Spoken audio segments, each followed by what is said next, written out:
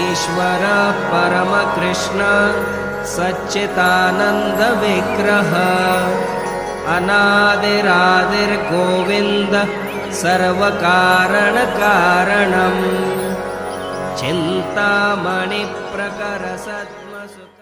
श्री गुरुवे नमः।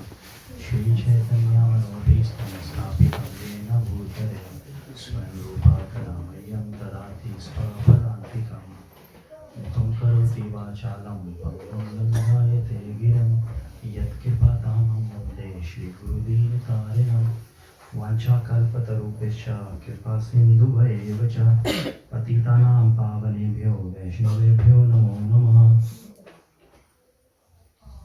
Thank you very much for coming in. Is there anyone who has come for the first time? Right, sorry. What's your name? Vinayak. Oh, okay. We spoke yesterday. Thanks for coming in. Daniel, right? Ojas. Vinayak. No. Ojas Prabhu here for you, right? Yeah. Ojas. Right. Did you come by yourself? Or With my family. Okay. Thank you very much for coming. So we are basically doing a course called Journey of Self-Discovery. So the course is basically based on Bhagavad Gita. So let's see if we can come up with your expectations.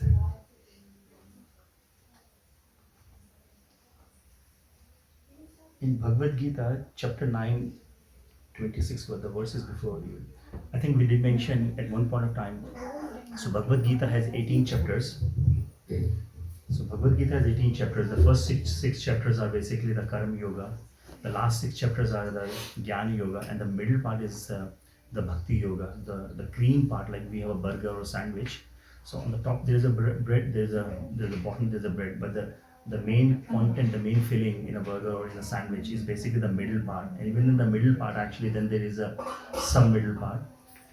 So basically the most important knowledge, which is a Bhakti Yoga, is between chapter 7 to chapter 12.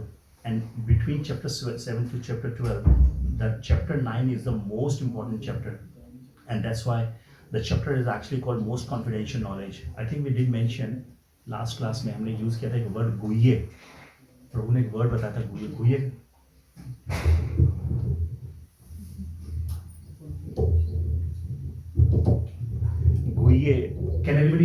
Does anybody remember what does Guhya mean? Confidential. Yes, confidential. Confidential, yeah, that's correct. So this word, Lord used this word 3 times in the Bhagavad Gita. Basically, in a verb tense. When I say verb tense, means Guhye, Guhyetar, and Guhyetam. Guhye basically means confidential knowledge. Guhyetar means more confidential knowledge, and Guhyetam means most confidential knowledge. So between chapter 7 and chapter 12 is basically the Bhakti Yoga, and within that section, chapter 9 is called most confidential knowledge. So that is basically the most confidential. The whole chapter is like nectar. One of the verse basically says, Patram pushpam phalam toyam yo me bhaktya prayachati tad aham bhakti upritam ashnami prayatatmana. Very simple. Basically in this chapter, Lord is telling about himself. Lord is revealing his heart. Basically this chapter is called the heart of a Lord. It could be difficult for the people with a different faith who says Bhagwan Nirgun hai, Nirakara, Bhagwan form ho hi nahi sakta, whatever actually. But here, Lord is telling about his heart. Bhagwan ko pasand kya hai. So one of the thing is beautiful words Bhagwan यहाँ पे बोल रहे हैं. इसका अगर translation अगर हम देखेंगे यहाँ पे, कोई बहुत कॉम्प्लेक्स नहीं है भक्ति, बहुत ज़्यादा कोई कॉम्प्लेक्स नहीं है. वो कह रहे हैं पत्रम मतलब लीफ. बेसिकली यहाँ पे पत्तों की बात करें, और उन पत्तों में से भी जब सबसे मोस्ट ऑस्पिशियस पत्ता है वो है तुलसी का पत्ता. Tulsi is very very dear to lord. तो अगर एक कोई तुलसी का पत्ता, पत्रम, नेक्स्ट इज पुष्पम, कोई फूल, कोई भी फूल, फलम एक फ्रूट, और तोयम का मतलब होता है पानी. अगर ये चारों में से एक या चारों, इससे इतनी सिंपल, इसके लिए भक्ति के लिए ऐसा नहीं है कि आपको टाटा बिरला अंबानी बनना है या धीरू अंबानी बनना है वही भक्ति कर सकते हैं. Anybody can. पत्ते सबके घर में हैं, लीफ, पुष्पम इजीली अवेलेबल, फलम, एट द वर्स्ट पानी तो सबके घर में अवेलेबल होगा ही। भगवान कह रहे हैं सिर्फ अगर इतना भी ऑफर कर देता है, कैसे ऑफर करता है, ऐसा नहीं है ये लो खाना रख दिया सामने, खा लो, देख लो। भक्त दो बार एक वर्ड यूज हुआ यहाँ पे, सेकंड लाइन में भक्त्या और थर्ड लाइन के अंदर भक्ति मीन्स डिवोशन। डिवोशन का मतलब है प्रेम पूर्वक। जैसे एक माँ अपने बच्चे को, जब बच्चा बोलता है माँ मुझे भूख लगी है, उसके पास जाता है तो उसको प्रेम पूर्वक खिलाना खिलाती है या खाना देती है, ऐसा नहीं है ये ले प्लेट में डाल दिया खा ले। तो there has to be some devotion, there has to be some love. तो अगर उस लव से भी, अगर भगवान को अगर हम ये चीजें भी देते हैं, भगवान खुद बोल रहे हैं I will accept it, this is a direct भक्ति।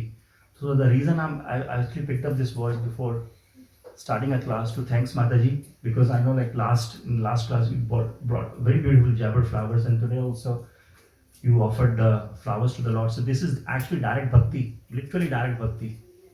So thank you very much.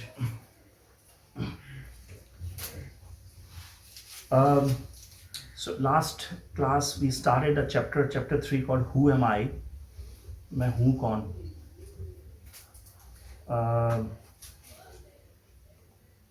Sorry, I'm just doing that. And then before we started, okay, so and then to understand this chapter actually, so we started with the Bhagavad Gita chapter 1. So हमने बोला था कि chapter 1 के अंदर basically nothing happens. The name of the chapter is setting of the scene. Basically अभी युद्ध अभी start होने वाला है कौरवों और पांडवों के बीच में, और अर्जुन बोलते हैं कि मेरे से जो है कृष्ण को कि मेरे रथ को bring my chariot in the middle of two army so that I can see कि सामने वाली पार्टी में से आया कौन है मेरे से युद्ध करने में। और जब देखते हैं अरे ये तो मेरा भाई, अरे मेरे दादा, अरे मेरे गुरु, ये सब कजन्स हैं, तो वो बैफल्ड हो जाते हैं। And then in entire chapter 1 भगवान कुछ भी नहीं बोलते, एक शब्द भी नहीं बोलते हैं, अर्जुन बोले जा रहे हैं। आई थिंक दिस 43 और 45 वर्सेज हैं भगवद गीता के अंदर, चैप्टर 1 के अंदर। और अर्जुन चैप्टर 1 के अंदर 5 रीजंस देते हैं कि मैं युद्ध नहीं करूंगा। हम डिटेल में नहीं जाएंगे, but I think will just very quickly recall this one. तो इसको हम रीजंस को हम डाइसिस से भी याद कर सकते हैं, DICES dices, but it start with actually in order of C. तो C is the first one, is basically compassion. So compassion means basically क्या है कि जब अर्जुन ने देखा कि अरे ये सामने तो मेरे ही अपने ही रिश्तेदार, मेरे गुरु हैं, तो उनके जो है गूस बम्स होने शुरू हो गए। So these are the symptoms. And शास्त्रों में ये बताया गया है जब आपको गूस बम्स होते हैं, 2 रीजन की वजह से गूस बम्स होते हैं। One is when actually, okay, let me just correct it. Even in the last class I said this thing. There are 2 reasons when you get basically hairs, when you say oh my hairs are standing on my at the end of my skin. So what does that mean actually? There are basically 2 reasons what we discussed. One is when you are fearful, जब आपको अंदर से भय है, किसी से डर लग रहा है आपको, पहला रीजन वो होता है। और जो दूसरा रीजन होता है जब आपके अंदर बहुत बड़ा कोई करुणा, आपने किसी गरीब को देख लिया, जैसे इंडिया में तो जैसे कोई ट्रैफिक लाइट के ऊपर भी कोई मांगने वाला आ जाता है, तो कभी कभी I don't know how reality is that, but then again आपने देखो किसी बच्चे का हाथ नहीं है या कुछ भी नहीं है, दे present you in this way कि अपने आप ही एक करुणा आ जाती है। तो you feel actually you feel sad about them कि ये क्या है कि भगवान ने तो मुझे तो गाड़ी में बिठा रखा है और अगला कितना डिफरेंस है। So things like that. Actually, there is another third reason, but high philosophical reason, but वो कोई हमने पॉइंट उठा लिया, वो आपको बता ही देता हूँ। एक रीज़न और भी होता है जब आपके ये गूज़बम्स खड़े होते हैं, जब उस वर्ड को बोलते हैं एक्सटेसी। जब एक्सटेसी, ये बहुत हाई स्टेज है जब आपको भगवान की जो प्रेजेंस है वो आसपास फील होती है। जब भगवान के साथ आप जब लीलाएं करने के लिए जब आप एलिजिबल हो जाते हैं, तो एक तरह के सिम्टम्स आते हैं, और उनमें से एक सिम्टम, उसको अष्ट विकार सिम्टम बोलते हैं। You don't have to understand it, but I am just telling you. अष्ट मीन्स 8 तरह के सिम्टम्स होते हैं, जिससे ये पता चलता है कि yes he has a direct connection with the Lord, ये भगवान का बहुत शुद्ध भक्त है। And one of the thing is basically having a goosebumps.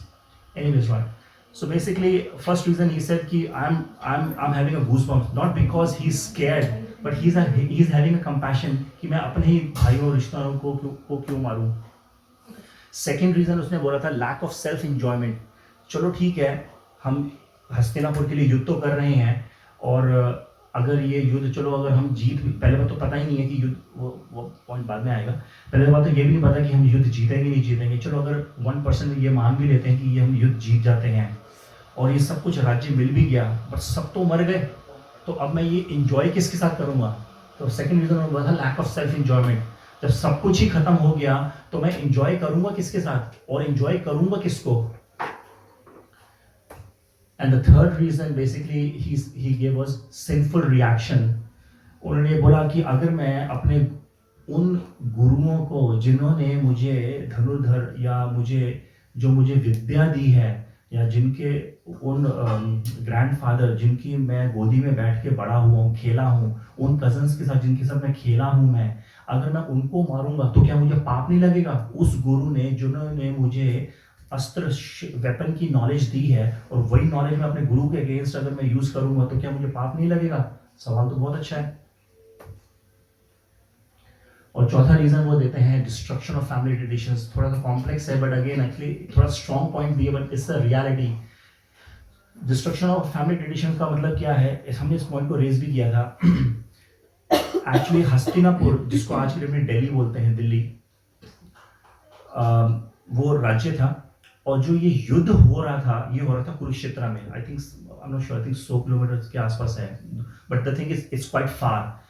तो सनातन धर्म के अंदर ब्यूटी ये है कि अगर वॉर भी होनी है, ऐसा नहीं है कि गए और जैसे अभी very sadly actually I think the 2 bombs that happened in Jammu Kashmir. I think this morning I was also reading probably they are targeting Vaishno Devi as well. This is really really sad.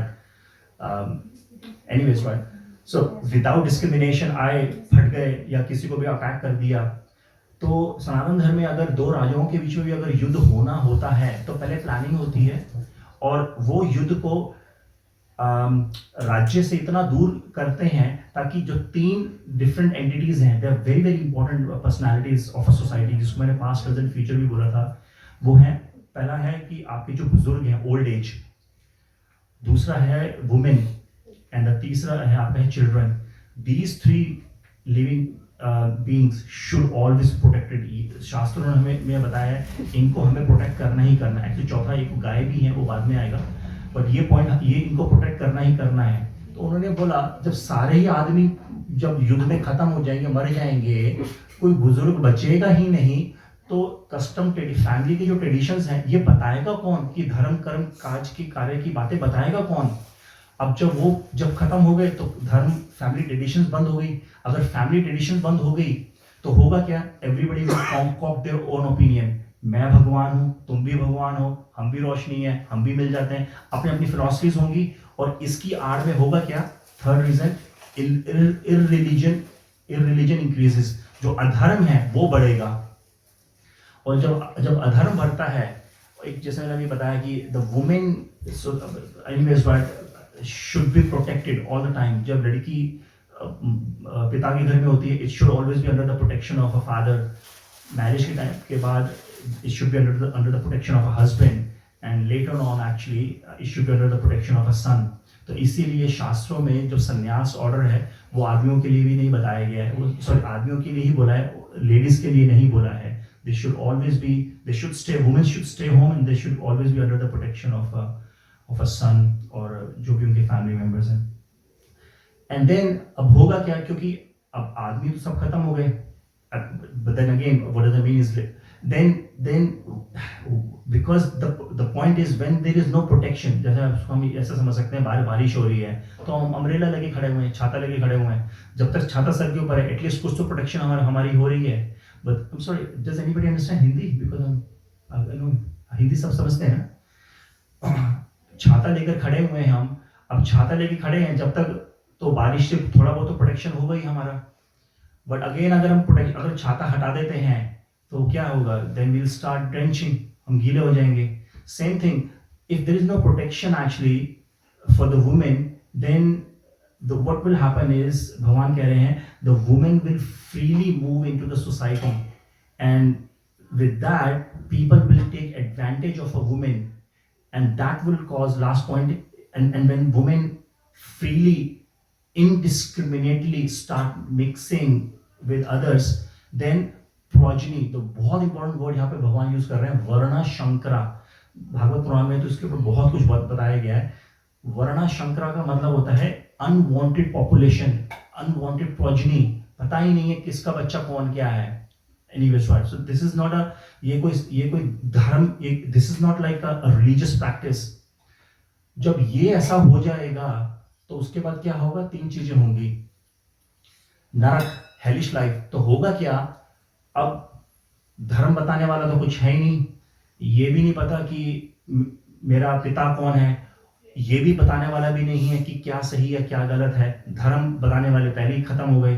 तो क्या होगा, सब गलत काम होगा, उल्टा सब like they will start using irreligious, because भगवान ने पहले बोल दिया है अधर्मो अभिवती, सॉरी, अधर्मो अभिभवती, अधर्म मतलब इरिलीजन, अभी मतलब भक्ति होगा ये इसके बाद, तो अधर्म बढ़ना शुरू हो जाएगा जब गलत काम करेंगे। जैसे एक कर्म है, ये चैप्टर अभी आने वाला है, चैप्टर 5 में आएगा, कर्म योगा। बेसिकली उसमें हम बताएंगे कि डिफरेंट तरह के कर्म कौन से होते हैं। तो अगर आप अच्छे कर्म करते हैं तो उनको बोलते हैं पुण्य कर्म, बुरे कर्म करेंगे तो उनको पाप कर्म बोलते हैं। अच्छे कर्म, पुण्य कर्म का जो फल है सुख होता है, जो पाप कर्म का जो फल होता है वो दुख होता है। तो होगा क्या, जब सब काम आप गलत करेंगे तो आप बेसिकली पाप कर्म करना शुरू कर देंगे। जब पाप कर्म करने शुरू कर देंगे तो आपके लिए नरक का रास्ता तो ऑलरेडी खुला ही हुआ है। देन तीसरा पॉइंट है पतंती पित्रो, पित्र मतलब होता है हमारे फोर फादर्स, हमारे पिता, दादा के दादा, वो सब। तो जैसे श्राद्ध आते हैं दशहरा के आसपास, इंडिया में अक्टूबर नवंबर के पास, तो हम श्राद्ध करते हैं। श्राद्ध का मतलब क्या है, आई थिंक एक बार हमने डिफरेंट प्लैनेटरी सिस्टम्स भी पढ़े थे, 14 प्लैनेटरी सिस्टम। सबसे जो नीचे वाला प्लैनेट है, सबसे जो अपने यमराज जी हैं, उनके बाद वाला जो प्लैनेट आता है उसको पितृ प्लैनेट बोलते हैं। पितृ, नहीं पाताल तो बहुत अतल, पाताल, सुतल, तलातल, नरक है, उससे भी नीचे प्लैनेट्स हैं। ये जो पाताल है, ये एक प्लैनेट के सब नरक हैं। एक्चुअली मैं भी इस समझता, श्रीमद् भागवत में उसको पूरा क्लियर बताया गया है। तो ये चैप्टर कैंटो 5 में आएगा।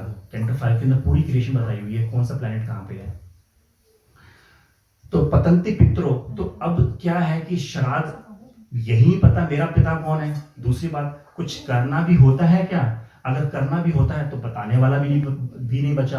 तो होगा क्या, तो श्राद्ध क्यों किए जाते हैं कि अगर किसी वजह से मेरे पितरों की अगर कोई मुक्ति नहीं हो पाई है तो हम थोड़ा पूजा पाठ जो विधि विधान से हम उनको करते हैं, ताकि वो पंडितों को खिलाते हैं, ताकि वो जो है उस कर्म का जो फैसला, हालांकि इसको कर्म कांड बोलते हैं, will not comment, but anyway इसको कर्म कांड बोलते हैं। बट ये जो कर्म कांड भी जो हम कर रहे हैं, एटलीस्ट हमारे पितरों की तो मुक्ति हो।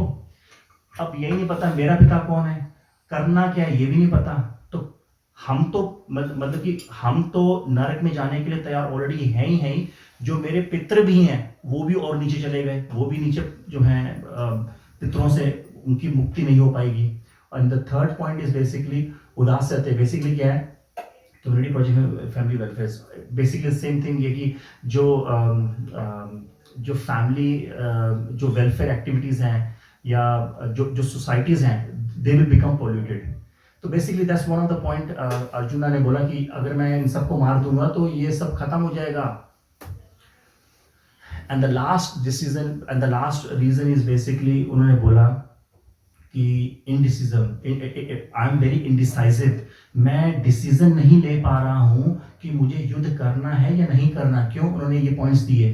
अर्जुना कंफ्यूज्ड है कि मुझे क्या आपके कहने पर युद्ध करना चाहिए या फिर रिस्क लेकर के युद्ध में उतर जाऊं और सबको खत्म कर दूं और वायलेंस क्रिएट कर दूं, मुझे नहीं पता। दूसरे फिर उसके बाद क्या बोलते हैं, क्या मुझे युद्ध नहीं करना चाहिए, क्योंकि बेसिकली अभी इस वर्ष के बाद क्या बोलते हैं कि गांडीव हस्तिता, तीसरा वर्ड मैं भूल रहा हूँ, एनीवेज ये गांडीव जो मेरा है मेरे हाथ से छूट रहा है, मैं युद्ध नहीं कर सकता। बेटर है ये गांडीव को, तो मैं एक स्टेज के ऊपर ये बोला कि मैं गांडीव अपने वेपन्स रख कर यहाँ पे छोड़ करके चैरियट से उतर रहा हूँ और मैं जंगल में जा रहा हूँ। क्यों, आई विल बिकम अ रिनंसिएंट, मुझे युद्ध नहीं करना, मुझे हस्तिनापुर चाहिए नहीं है। बेटर है मैं जंगल में जाकर के आर्म्स भिक्षा मांग करके अपना गुजारा चला लूंगा।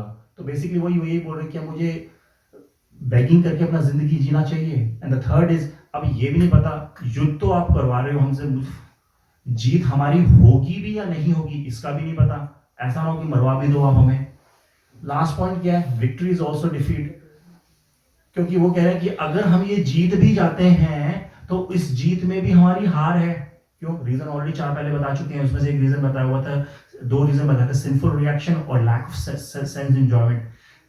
जब सभी खत्म हो गए, जब सभी मर गए, अब मैं एंजॉय करूंगा क्या किसके साथ? अब इमेजिन, बेसिकली वो इस पॉइंट से सोच रहे हैं कि जैसे सपोज कीजिए लिंडहर्स्ट है, इस लिंडहर्स्ट का मिनिस्टर मैं हूँ सपोज कीजिए, अब यहाँ पे लोग हैं, मेरे फ्रेंड्स हैं, अब एक युद्ध होने वाला है, अब सभी खत्म हो गए, अब पूरा सबब ही खाली हो गया, अब उसमें अकेले सबब में मैं करूंगा क्या? He was actually thinking from that perspective,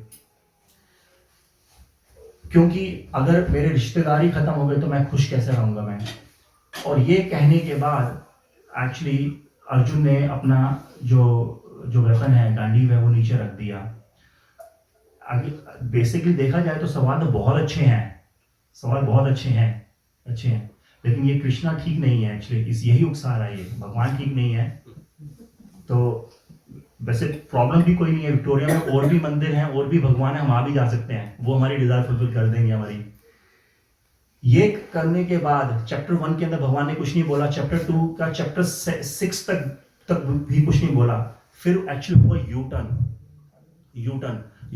अच्छा, एक चीज और भी है, जैसे मैंने लास्ट टाइम ये भी बताया था, जो भगवान कृष्ण हैं और जो पांडव हैं, ये 5, ये एक्चुअली ऑलमोस्ट सेम एज के हैं। इसमें से जो युधिष्ठिर महाराज हैं वो तो एज में थोड़े से बड़े हैं, अर्जुन तो एज में बराबर के हैं, नकुल सहदेव थोड़े छोटे हैं, तो वो छोटा कजन के हिसाब से उनको भगवान ट्रीट करते हैं। लेकिन अर्जुन के साथ एक जैसे दोस्त वाला जो व्यवहार होता है वो करते हैं, और अर्जुन भी उनके साथ वैसे ही करते हैं। तो बल्कि आगे भगवद गीता के चैप्टर 11 में जहाँ पे वो अपना विराट रूप दिखाते हैं, तो अर्जुन बोलते भी हैं कि मैंने तो आपको अपना दोस्त समझ के कई बार आपके शोल्डर के ऊपर हाथ रखा, कई बार मैं आपके साथ ही सोया, कई बार मैंने आपको उपहास किया, मैंने मजाक उड़ाया, ये देख ये आ गए हैं युद्ध करने। एक वर्ड उन्होंने, अर्जुन ने बहुत सुंदर वर्ड यूज करा, ग्वाले। ये ग्वाले यहाँ पे युद्ध भूमि में युद्ध करने, हंसी मजाक में, जैसे दोस्तों को हम कभी मजाक कर देते हैं, ऐसे भगवान के साथ उन्होंने मजाक किया। तो एनीवेज, तो अर्जुन के साथ भगवान का जो रिलेशनशिप था वो दोस्त का था। बेसिकली अलग तरह के 12 तरह के रस होते हैं, जिसमें से 5 मेन प्रमुख प्राइमरी रसेस होते हैं, जो 7 जो रस होते हैं, जिसको हम नेक्टर या मेलोस बोलते हैं, वो होते हैं सेकेंडरी। इन रसों में, इनमें से एक में हम भगवान के साथ अपना रिश्ता बना सकते हैं। उसमें से एक जो प्रमुख प्राइमरी रिलेशन जो रस है, उसमें से उस रस को बोलते हैं सख्य मतलब फ्रेंडशिप, और relationship with the Lord in the friendship. ऐसी वात्सल्य होता है, कोई पिता के कोई चाहता है, जैसे लड्डू गोपाल घर में रख लिया, वो क्या है, वो भगवान को एक बच्चे के रूप में उनकी पूजा कर रहे हैं, उनको प्रेम कर रहे हैं। ऐसी माधुर्य रस होता है, ऐसी साख्य रस भी होते हैं। तो एनीवेज, जब ये उन्होंने बोला तो उसके बाद अर्जुन फिर बोलते हैं चैप्टर 7 वर्स 7 में, बहुत सुंदर वर्स है, कार्पण्य दोषोपहत स्वभावा पृच्छामि त्वां धर्म सम्मूढ़चेतः यच्छ्रेयस्यान्निश्चितं ब्रूहि तन्मय शिष्यस्ते अहम शाधि माम त्वां प्रपन्नम। बेसिकली क्या कह रहे हैं, कार्पण्य कृपणा, माइजर, कार्पण्य दोषो, मेरा हार्ट घबरा रहा है, मेरे अंदर दोष आ चुके हैं, और इस दोष को देख करके, इस माइजरली वीक, और मेरा दिल घबरा रहा है, और इस स्टेट में मुझे ये नहीं पता कि मेरा धर्म क्या है, क्या सही है या क्या गलत है। कार्पण्य दोष शिष्यस्ते हम, तो इसीलिए I offer myself, मैं आपको प्रपन्न मतलब सरेंडर, शिष्यस्ते अहम, मैं आपको अपने please accept me as your शिष्य, please accept me as your disciple. What does it mean? Please become a guru, please enlighten me, मुझे ज्ञान चक्षु दो, मुझे ये बताओ कि मुझे क्या करना चाहिए या क्या नहीं करना चाहिए। और लास्ट लाइन में तो बहुत ही सुंदर है, शिष्यस्तम शादी माम तो and I am surrender and I am a soul surrendered onto you, और मैं आपको अपने आप को पूरा सरेंडर करता हूँ। तो जैसे मैंने आपको एक वर्ड भी बताया था, जब हम किसी को सरेंडर, शरणागत कर देते हैं, तो हम अपनी रिस्पॉन्सिबिलिटी नहीं रह जाते, जिसको हम शनागत करते हैं हम उसकी रिस्पॉन्सिबिलिटी बन जाते हैं। जैसे सपोज कीजिए, एक छोटा सा एक वेग एग्जांपल है, नॉलेज इसको अगर समझा जाए। सपोज कीजिए कहीं पे एक इंफॉर्मेशन आई कि यहाँ पे फला पे जगह पे टेररिस्ट है, तो एक पूरी आर्मी फोर्सेस जाती है, तो माइक्रोफोन से लेकर के पहले उसको कैप्चर, उस जगह को कैप्चर कर लेगी, पहले उसको अपॉर्चुनिटी देती है कि हमने आपको चारों तरफ से घेर लिया है, बेटर है फाइट करने से बेटर आप अपने आप को सरेंडर कर दें, आप अपने आप को, otherwise like you might be killed in shoot outs. तो अगर इस somebody सेंसिबल तो क्या करेगा, वो क्या वेपन छोड़ करके हाथ उठा करके अपने आप को बोल देगा ये सरेंडर हो गया। The moment that person surrenders, now he is not whatever he has done, चाहे वो कितना बड़ा टेररिस्ट है, कितना बड़ा सिंफुल आदमी क्यों ना रहा हो, but the moment he surrenders that person, he is not his responsibility, he becomes the responsibility of a person who is surrenders. तो वही यहाँ पे बोल रहे हैं कि हे भगवान, आई नो मेरा आपके साथ जो रिश्ता है वो दोस्ती का है, अब मैं आपसे विनती कर रहा हूं, मैं आपको आपके शरणागत आना चाहता हूं, और प्लीज मुझे आप अपना शिष्य एक्सेप्ट कीजिए। द मोमेंट ही सेड, जो ये रसा था, ये रसा चेंज हो गया, ये गुरु, अब तक ये दोस्त का रिश्ता था, अब बन गया ये गुरु और शिष्य का रिश्ता। तो जब ये the moment it came basically the relation गुरु और शिष्य, जैसे मैंने बताया भगवान ने एक वर्ड भी नहीं बोला, फिर उसके बाद भगवान नेक्स्ट वर्स में स्माइल करते हैं आराम से, और स्माइल किया, फिर उसके बाद basically and then he starts giving a lesson कि basically what is the problem, why these things are happening. देखिए यहाँ पे एक चीज और भी है, यहाँ पे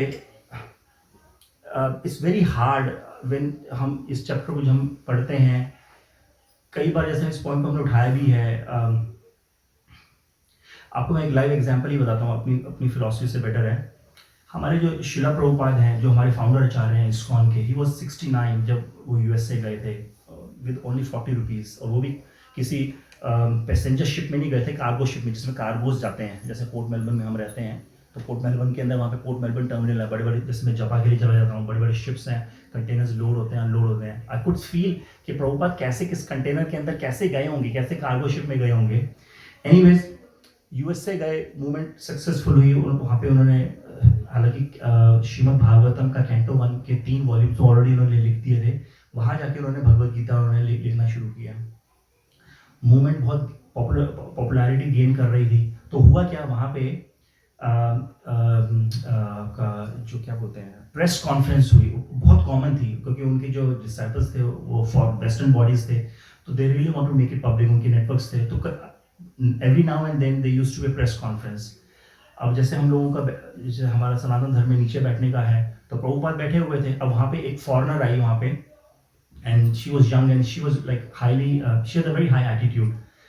अब जैसे, अब ये 60s की बात है, जैसे वेस्टर्न कल्चर तो है ही, and then the kind of a clothes they wear, तो that lady she was wearing like maybe shorts और micro shorts whatever actually.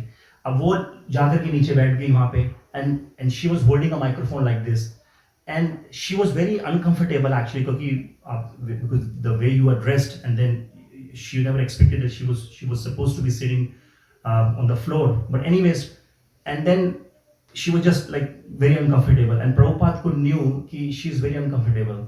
Anyways, but she has a very high rate, because she was just like banging, and then she was quite against ki how come these Indians have come to the USA and all those things. Anyways, so I will go on the point.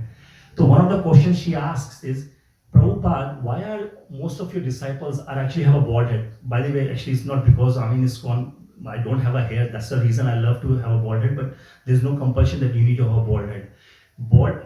Shaving the head, in fact, not even a shaving, keeping a hair clean or short is one of the requirements for the brahmacharis actually. There's no such requirement that you have to shave.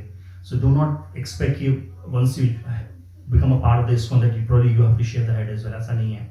So anyways, right? So she asked a question कि why most of the people in ISKCON they have a shaved heads, and the way she asked the question, it was like it sounded quite taunting.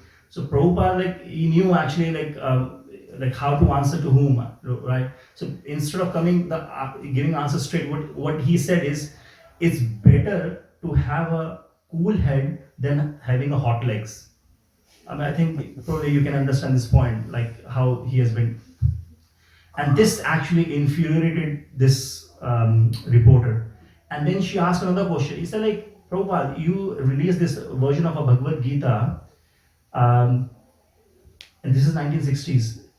There are already like more than 700 versions of the Bhagavad Gita तो already हैं दुनिया में, और जिसमें से majority of the जो भगवद गीता है वो इंग्लिश में है. तो हमको तो लगता है कि it is like any other version of a Bhagavad Gita in English. तो एक नई भगवद गीता को इंट्रोड्यूस करने का क्या लॉजिक था? And that's very important actually here. And what Prabhupada said is, we understand that there have been like probably like more than 700 versions of the Bhagavad Gita, but of those 700 versions, or maybe more than versions, or maybe more than that number of the different versions of the Bhagavad Gita which are available, whether it's irrespective whether it's in English or Hindi or Bengali, Gujarati or whatever, or Russian, Spanish, whatever language. But the point is, how many of those versions of the Bhagavad Gita have actually transformed the hearts? How many of those versions of the Bhagavad Gita have actually made the devotees? And most important part is, how many of those versions of the Bhagavad Gita have literally taught the people to have a good character, to understand the real way of living the life? जिसको हम बोलते हैं कि the proof of a pudding is in its taste. जब तक खाएंगे नहीं तब पता नहीं चलेगा कि ये कितना स्वीट है, ये कितना टेस्टी है. ये गुलाब जामुन के अंदर मीठा कम है या whatever जो भी है. तो जब तक you don't become a part of the bhakti, you don't become like one of the things, जैसे संजय प्रभु ने भी बोला था, जैसे we have this japa session and everybody has his own realization, क्योंकि what we are doing is a direct connection. Hare Krishna mantra is not a mundane sound. आप Limca Limca Limca Pepsi Pepsi Pepsi Cola Cola Cola आप कुछ भी बोलते रहें, आप कुछ भी रिपीट. हम एक ही चीज को हम बोले, एक माला के अंदर 108 बीड्स हैं, 108 beads, and we actually chanted 108 times. अगर आप कोई और मंडेन, अगर if that would have been a mundane word, if that would have been mundane sound, आप हो गया मैं तो बोर हो गया, ये मैं क्या बोल रहा हूँ. But this sound, people since like time memorial they have been chanting this thing. Why? Because this sound, it's a very confidential part, but I'll tell you, this sound Hare Krishna is nothing but is a beautiful rhythmic sound which is coming from the Krishna, which he in his planet at Golok Vrindavan, while playing his flute, is coming out. ये sound वो sound है. तो जैसे हम बोलते हैं ना कि ट्रांसिस्टर हमने ऑन कर दिया, अब मुझे कुछ FM सुनना है, 93.5 FM या जो भी FM जो भी होते हैं, तो क्या कर रहे हैं? वेव्स तो सारी जगह पे हैं, वाइब्रेशंस तो हर जगह पे हैं, but you need a device to tune your frequency so that you can capture certain frequency. once your device is tuned to a certain frequency, then you can understand उस फ्रीक्वेंसी में चल क्या रहा है, वो आवाज कैसी आ रही है. So this is the process. The chanting is a process of tuning. जैसे प्रभु asked a very good question actually, couple of session back की process क्या है. That is a process. So this process is basically when you chant, you're trying to, I mean there are many reasons, but in a very simple mundane तो नहीं बोलेंगे, in a very simple words, the way we can understand is we are trying to tune ourselves with that transcendental sound. So anyways, the point why I picked up this point, is there are many people who says कि that it's very hard for them to accept कि Krishna form कैसे हो सकते हैं. तो देखिए, there are few things, I think कुछ devotees ने मेरे से पूछा भी था, and I'll open up this question as well, कि ये कैसे भगवान हैं, 16,108 रानियां भी हैं उनकी, इतने सारे राजाओं की तो एक रानियां होती हैं, हमारे हिंदू कल्चर में एक शादी होती है. तो how we reconcile these concepts? देखिए, हालांकि these are very confidential topics, पहले हमें उसके लिए प्योरिटी होना बहुत ज़रूरी है. बट अगर जिसने ये सवाल पूछा मेरे से, मैं I'll just say one thing.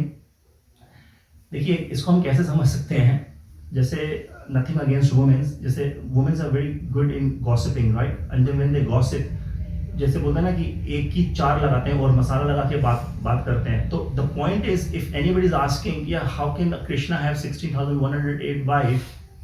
From the materialist, because we are thinking from the material perspective, तो हम तो 4 बातें और लगा के बताते हैं, गलत नहीं, जो शास्त्रों की बातें हम तो 4 बातें और बताते हैं भगवान के बारे में। शायद उनको इतना ही पता है कि भगवान की सिर्फ 16,108 रानियां थी, पर उनको शायद ये नहीं पता, हम तो ये भी बोलते हैं कि हर एक रानी से उनके 10 बेटे थे। तो 16,108 into 10 is 160,000 some roughly sons. Now my question to them is, does any men have a potency in their semen that they can really produce 160,000 children, leave alone they all have to be the sons? So अगर इसको हम इस material perspective से सोचेंगे, it's not an ordinary thing. हम सोच ही क्या रहे हैं? So these are the very confidential things actually. अगर हम अभी there are many things actually that भगवान ने अपनी लीलाएं की हैं जिनको हम टच भी नहीं कर सकते, क्योंकि we need to have a purification for that. But because this question was picked up, so probably we can understand is it appears. And another thing I would like to reiterate here is all those 16,108 जो queens थी भगवान की, they were not of this material world. They were not of this material world. वो थी नहीं, वो सारी भगवान की गोपियां ही थी जो धाम से यहाँ पे आई थी और लीला. But anyways, while we won't go into detail, so I think I'll try to answer the question. Now let's go ahead. Now जैसे पहला क्वेश्चन था इसमें अर्जुन पूछते हैं कि मैं युद्ध नहीं कर सकता, मुझे अंदर से बहुत दुख हो रहा है. तो इसका जो जवाब है दैट इज द चैप्टर 3 जो हमने ऑलरेडी स्टार्ट किया है. तो वो अर्जुन ऐसा क्यों सोच रहे थे कि उनके अंदर ये करुणा आई. देखिए क्वेश्चन कोई भी गलत नहीं है, बहुत अच्छे सवाल है, ये बहुत ही अच्छे सवाल है कि मैं अपने गुरुओं को ही मार दूं, अपने फैमिली मेंबर्स को मार दूं, सबको खत्म कर दूं, तो ये मैं एंजॉय किसके साथ करूंगा. But again just be patient. When Bhagavad Gita starts with the setting of the scene for the battle, एक battle होने वाली है और there are many philosophy. It's a book of philosophy, so we need to be patient, and then the chapters will reveal in due course of time. So देखिए उन्होंने ऐसा क्यों बोला. So just ignore it. Because इसको हम कैसे समझेंगे. एक एग्जाम्पल है इस पिक्चर के अंदर कि एक बार क्या होता है कि एक टेलीफोन लाइनमैन, एक्चुअली अभी तो ये सब टेलीफोन्स होते ही नहीं है, but actually I am sure you must have seen this telephone. In fact I have seen those telephone जिनके पे डायल भी होते थे. जो सब पहले टेलीफोन आते थे वो डायल वाले होते थे, फिंगर्स के डायल करके, and then there was a lineman जो लाइन बिछाता था. तो imagine like there is a lineman, he has gone to the office and he is knocking outside the door of somebody. And he's knocking, and the person who is sitting inside, he is having 4 or 5 phone on his desk. In fact, sorry, I think I started the wrong note. Actually, I've already given a suspense. Anyways, right. So there was a knock. I think there was a knock in this analogy on the door of this person's office, and then the moment he hears the knock, he says, "Please come inside," and he starts talking on different phones, pretending that he is like the most busiest person on the earth. And then this person kept waiting. This person, the another person who has just entered into his room, and after 5-6 minutes, he put all the receivers on the back to the cradle, and then he says, "Yes, आप क्यों आए हैं?" तो वो कहते हैं, "sir मैं ना टेलीफोन लाइनमैन हूँ, आपकी टेलीफोन की लाइन खराब है, चल ही नहीं रहे फोन, उसको ठीक करने आया हूँ मैं." This is exactly what our situation is. This is exactly what our situation is. हम हैं कुछ, लेकिन दिखा रहे हैं हम कुछ, और भ्रमित है कुछ. क्योंकि किसी को समझने से पहले ये जानना बहुत ज्यादा जरूरी है कि हम कौन हैं. That's why this chapter जब भगवान ने बोला, जैसे मैंने अभी शुरू में बताया था कि भगवान ने 3 नॉलेज दी हैं, हुई है कॉन्फिडेंशियल जो नॉलेज दी है वो चैप्टर 2 से लेकर चैप्टर 6 तक दी है. जो मोर कॉन्फिडेंशियल नॉलेज दी है वो भगवान ने वो चैप्टर 7 और 8 में दी है, और जो चैप्टर 9 है वो तो नेक्टर ही नेक्टर है, that is a most confidential knowledge, वो उसके अंदर दी है. तो जो फर्स्ट जो नॉलेज भगवान ने दी है वो ये है, हु एम आई, मैं हूँ कौन. तो basically with this will start. हम वो वर्सेस पे जो भगवान ने जवाब दिया हम उस पर भी बाद में आएंगे, but will try to understand from the basic concepts. Actually हम हैं कौन. We all have a different concoctions. Somebody says I am a man. Yes, you're a man. Somebody says I'm a woman. He says I'm a businessman, I'm a business tycoon, I'm the richest man on the earth. Maybe used to, or keeps on up and down. And then somebody is designing, I'm a designer. Just try to understand the context. We'll come to the point later. And then someone says I'm a sports person, I'm this, I'm that. Somebody says, you know, musician hu main. That's my personality, that's my image. Somebody says I'm a husband, I'm a wife. और कुछ नहीं. I'm American, I'm Australian, I'm Indian, I'm Chinese. आगे भी चलते हैं. मैं जैसे बहुत अच्छा सवाल मैंने पूछा था आगे पिछली बार. मैं हिंदू हूँ, मैं मुस्लिम हूँ, टैग्स लगा रखे हैं. मैं क्रिश्चियन हूँ.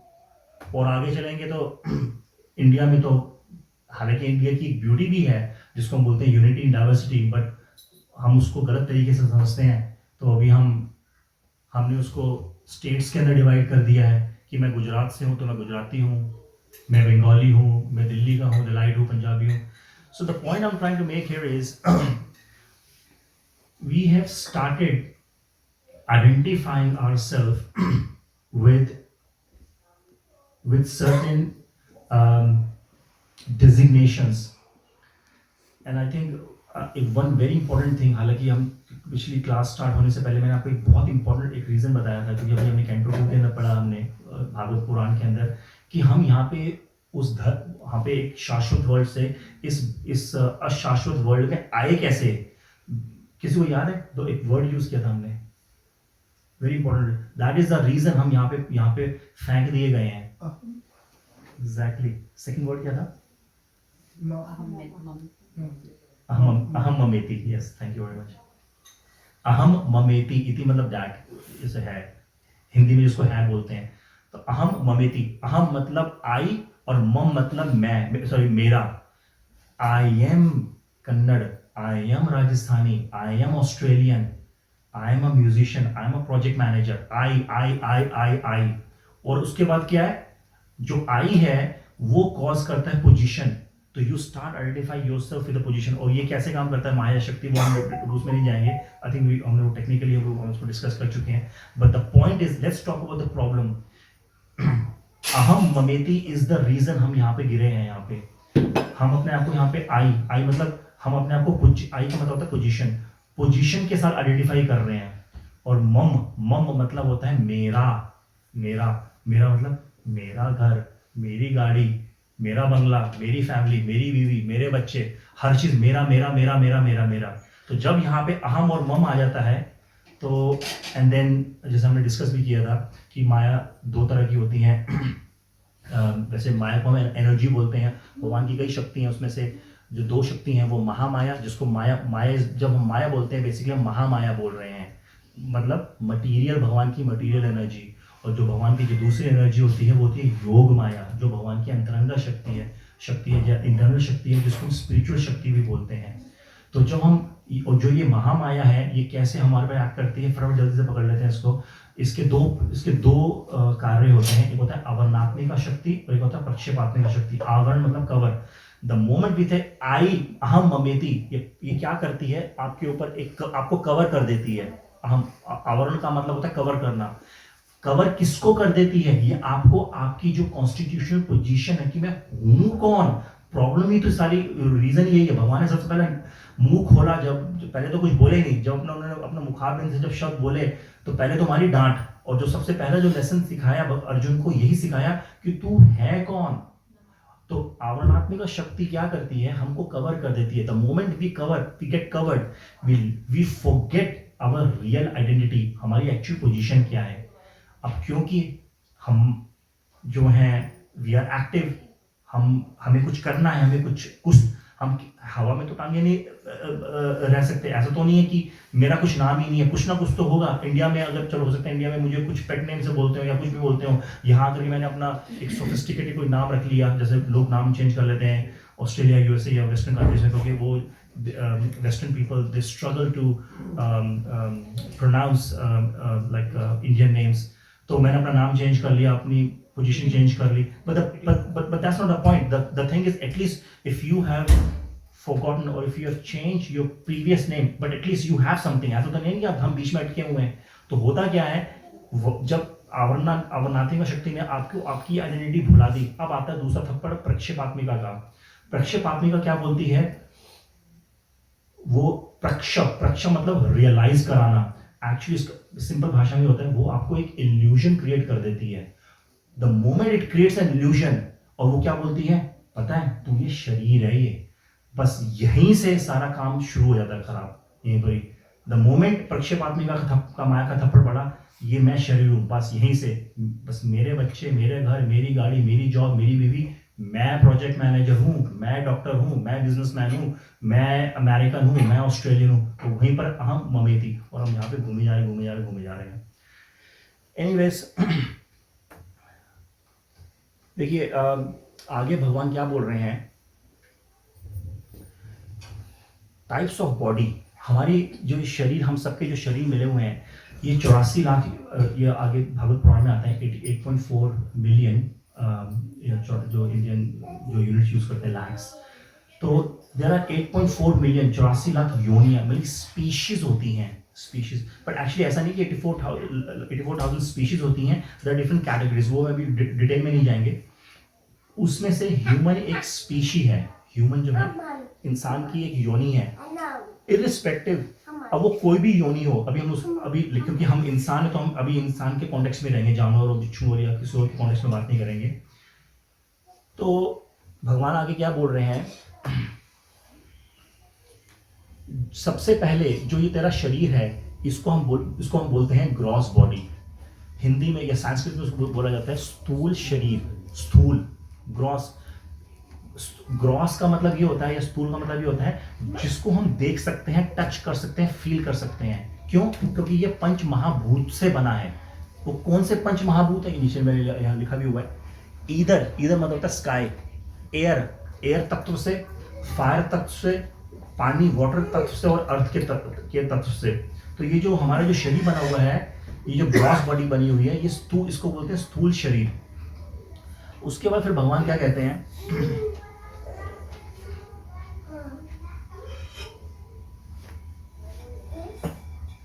जो सेकंड शरीर होता है हमारी बॉडी के अंदर, उसको बोलते हैं सटल बॉडी. सटल मतलब सूक्ष्म शरीर. जो ये सूक्ष्म शरीर होता है, ये बना होता है 3 कंपोनेंट से, माइंड, इंटेलिजेंट और फॉल्स ईगो. मन, बुद्धि, और फॉल्स ईगो का मतलब होता है अहंकार. तो हमारे शरीर के अंदर एक बॉडी जो हम दूसरे को देख पा रहे हैं, उसको बोलते हैं ग्रॉस बॉडी. और इस बॉडी के अंदर एक और बॉडी है जिसको बोलते हैं सटल बॉडी, जो इन 3 कंपोनेंट से बनी हुई है. और इसके अलावा एक तीसरी बॉडी भी होती है हमारे अंदर, जो स्पिरिचुअल बॉडी होती है, जिसको बोलते हैं आत्मा. ये स्पिरिचुअल है. जो ऊपर वाली जो 2 बॉडी हैं, ग्रॉस और सटल बॉडी, ये मटेरियल बॉडी है. जब तक हम इस मटेरियल बॉडी में बैठे हैं, हम इस भौतिक मटेरियल वर्ल्ड में ही रहेंगे, भगवत धाम नहीं जा सकते, या जो भी हमारी लाइफ का गोल है, ब्रह्मन में जाना, रोशनी में जाना, वहां तक पहुंच ही नहीं सकते. क्योंकि आपको ये शरीर खाली ये शरीर नहीं, आपको सटल शरीर भी छोड़ना पड़ेगा. जब आदमी जब पूरा हो, जब मर जाता है, जब शरीर छोड़ जाता है, तो वो सिर्फ ऊपर वाला शरीर छोड़ता है, सटल बॉडी तो अभी भी जिंदा है. और जो तीसरा शरीर जिसमें मैंने बताया, स्पिरिचुअल बॉडी, विच इज आत्मा. ये जो आत्मा है, ये एक्चुअली इसको ये बोलना गलत होगा कि बनी हुई है कोई, ये शाश्वत है. बट इसका जो कैरेक्टर है वो सत्यचित आनंद है. क्यों? ब्रह्मा जी, ब्रह्म संहिता का नाम आपको याद होगा, मैंने बताया था. ब्रह्म संहिता एक ऐसा ग्रंथ है, जब सृष्टि हो रही थी, ब्रह्म संहिता इज लाइक अ मैनुअल. जब सृष्टि हो रही थी, ब्रह्मा जी जब सृष्टि बना रहे थे, तो उस मैनुअल में लिख रहे थे कि क्या क्या, कहाँ पे क्या क्या है, ये प्लैनेट्स कितने हैं. ब्रह्मा जी ने, बल्कि अभी ने कैंटो 2 अभी फिनिश किया है. ओह, very technical chapter. Brahma ji ने ही सारी 84 लाख योनियां बनाई हैं. मैं सोचता था पहले ये माया ने बनाई है, लेकिन माया तो एक माँ है. सर्वयों 13 चैप्टर में बोलते हैं भगवान, सर्वयोनिषु कौन्तेय मूर्तया संभवन्ति या तासाम ब्रह्म महद योनिर अहम बीज पदा पिता। बेसिकली क्या कह रहे हैं, सर्व योनिषु सभी योनियों के, हे कौनते कुंती के पुत्र, हे अर्जुन जितनी भी योनियों के अंदर जो जीवात्मा है, कुत्ते बिल्ली इंसान पेड़ पौधे जितने भी आप देख पा रहे हो या जो भी नहीं देख पा रहे हो, उस सब के तासा मतलब ये सब कहाँ से आए हैं, ब्रह्म महद। ये बहुत टेक्निकल वर्ड, महद आपको सुना होगा, महद तत्व। एक्चुअली प्रकृति महद तत्व से आई है, महद तत्व, तो वही बोल रहे हैं महद तत्व। तो ये जो है प्रकृति की गोद से बाहर निकले हैं ये। तो अगर बच्चा माँ की गोद में से बाहर निकला है तो माँ को किसी ने बीज तो दिया होगा। बच्चा अगर 9 महीने कोख में रहा है, माँ ने उसको शरीर दिया है, बच्चा फिर बाहर आया, तो भगवान लास्ट में क्या कर रहे हैं, अहम बीज पदा पिता, I am the seed giving father. तो basically anyways right, so the point is, तो भगवान एक बहुत सुंदर वर्स में ये बोलते हैं, मैंने यहाँ पे वर्स लिख नहीं पाया क्योंकि मैं बहुत लेट हो गया आज ऑफिस से, 5 बजे मुझे आते हुए। तो एनीवेज एक वर्स है, भगवान बोलते हैं ममैवांशो जीवलोके जीवभूता सनातना, मतलब मम एव, मम मतलब मेरे, एव ये आपने एक चीज सुनो, भगवान जब भी बोलेंगे ना, आप कोई और पुराण कोई और ग्रंथ पकड़ लें, शिव जी बोल रहे हैं, गणपति जी बोल रहे हैं, या कोई भी देवी देवता बोल रहे हैं, वो अहम ही बोलेंगे। लेकिन जब भगवान जब भी बोलेंगे ना, या अपने बारे में बोलेंगे या खुद बोलेंगे, हमेशा एक वर्ड होगा एव, मैं ही, और कोई नहीं, मैं ही। तो मम एव, मेरे ही, मम एव अंशो, ये जो जीव लोके, ये जो जीव आत्माएं हैं किसी भी शरीर के अंदर बैठी हैं, कुत्ते बिल्ली इंसान योनि जो भी हैं, ये मेरे ही अंश हैं, ये मेरे ही पार्ट्स एंड पार्सल्स हैं। और उस ब्रह्म संहिता के पहले वर्ष में मैंने पॉइंट तो क्यों उठाया मैंने, कि आत्मा कैसे आत्मा बनी नहीं हुई है, ये शाश्वत है, बट ये हम सच्चिदानंद में क्यों बोल रहे हैं, क्योंकि अभी यहाँ से हमने एस्टैब्लिश कर दिया ममैव अंशो जीव लोके जीव भूता सनातना, सभी के अंदर जो आत्माएं हैं वो भगवान के ही अंश हैं, उनके ही पार्ट एंड पार्सल है। क्योंकि हम भगवान के पार्ट एंड पार्सल हैं, तो ब्रह्मा जी बोल रहे हैं ईश्वरा परमा कृष्णा सच्चिदानंद विग्रह, सत्यचित आनंद, सच्चिदानंद विग्रह, अनादिर आदिर गोविंद सर्व कारण कारणम। तो बेसिकली क्या बोल रहे हैं, भगवान परमेश्वर ईश्वर श्री कृष्ण ही जो है परम पिता भगवान है। और विग्रह मतलब फॉर्म होती है, विग्रह मतलब शरीर, भगवान का शरीर थोड़ा है, वो फॉर्म है एक्चुअली, और शाश्वत शरीर है हमारे साथ एनीवेज राइट। तो वहां पे ब्रह्मा जी बोल रहे हैं ये जो भगवान है इनका जो विग्रह है वो सत्य चित्त आनंद विग्रह है। सत का मतलब होता है एटर्नल, एटर्निटी है। चित्त का मतलब all knowledgeable, he is like he is all knowledgeable. ये पोटेंसीज हैं, ये बहुत ही हाई फिलॉसफी में, इतना डिटेल में नहीं बता क्योंकि हमने ये वर्ड उठा लिया है, थोड़ा सा इसको हम समझाते हैं इसको। और आनंद हमेशा, हम सबको क्या चाहिए, खुशी, कोई दुखी रहना चाहता है, अरे मेरा स्पाउस बीमार है, मेरा बच्चा बीमार हो गया, मेरी जॉब, मेरा बॉस मेरा दिमाग खाता है, दुखी दुख दुखी दुख दुख। तो हम सबको क्या चाहिए, सुखी, सभी को तो सुख चाहिए।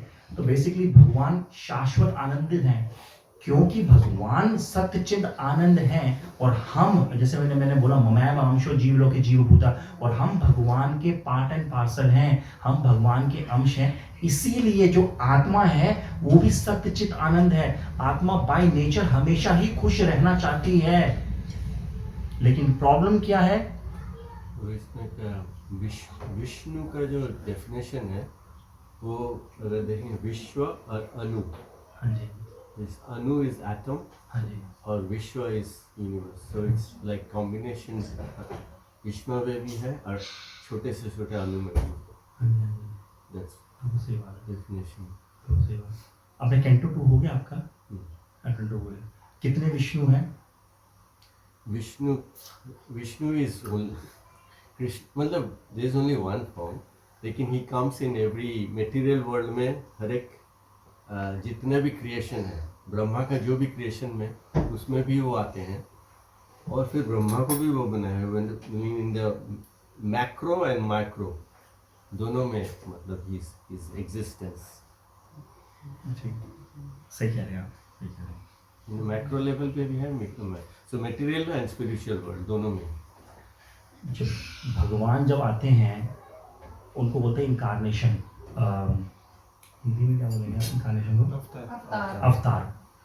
तो ये जो अवतार होते हैं ये 6 कैटेगरीज के होते हैं। तो जो आप बता रहे हैं ब्रह्मा जी, तो उनको बोलते हैं गुण अवतार। गुण क्या होते हैं, अपने आप में बहुत बड़ी फिलॉसफी है। गुण अवतार मतलब भगवान गुण अवतार लेते हैं, और ये 3 गुण होते हैं, सतोगुण, तमोगुण, रजोगुण, mode of goodness, mode of passion, mode of ignorance. और ये 3 अवतार कौन है? ब्रह्मा, विष्णु, महेश एक्चुअली। तो ब्रह्मा जी जो हैं वो जो है प्रोप्राइटर हैं, बिकॉज ब्रह्मा जी सृष्टि क्रिएट कर रहे हैं। क्रिएट करना मतलब एक्शन। जब आप कोई एक्शन कर रहे होते हो ना, तो you need to be in passion.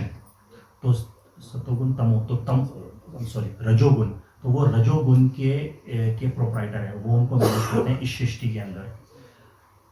जो शिवजी हैं वो डिस्ट्रक्शन, उनका काम सिर्फ क्या होता है, सिर्फ जो भी बना हो उसको खत्म कर दो। ये हम डिस्कस करेंगे बाद में। तो वो तमोगुण के प्रोप्राइटर हैं एक्चुअली वो, ठीक है। बट वो भगवान की क्या है, गुण अवतार हैं। और जो विष्णु हैं वो मेंटेन करते हैं। बट एनीवे जो आपने बताया, जो आपने बिल्कुल सही बोला, 3 तरह के विष्णु होते हैं। बट मैं क्विकली, भगवान की जो सबसे पहले जो एक्सपेंशन होती है, जब सृष्टि क्रिएट होनी होती है, सबसे ऊपर होते हैं कारण दक्षा विष्णु, जो कारण ओशन में बैठे हुए हैं, जिनको महाविष्णु बोलते हैं। जब वो एक्सेल करते हैं, मिलियंस ऑफ यूनिवर्सेस, जैसे पानी में बबल्स होते हैं ना, ऐसे बाहर निकल जाते हैं। और उन ईच बबल्स में फिर एक दूसरा विष्णु एंटर होते हैं, जिनको बोलते हैं गर्भोदक्षाय विष्णु। जब ये विष्णु जब उस यूनिवर्स में घुसे जहाँ पे ब्रह्मा जी बैठे हुए, जिसको ब्रह्म का अंडा बोला जाता है, ब्रह्मांड बोला जाता है, ये अंडा जो पहुंचा पूरा सबक खाली, कुछ है ही नहीं यहाँ पे। तो भगवान, जैसे मैं बताया, भगवान का शरीर हमारे जैसा शरीर नहीं है।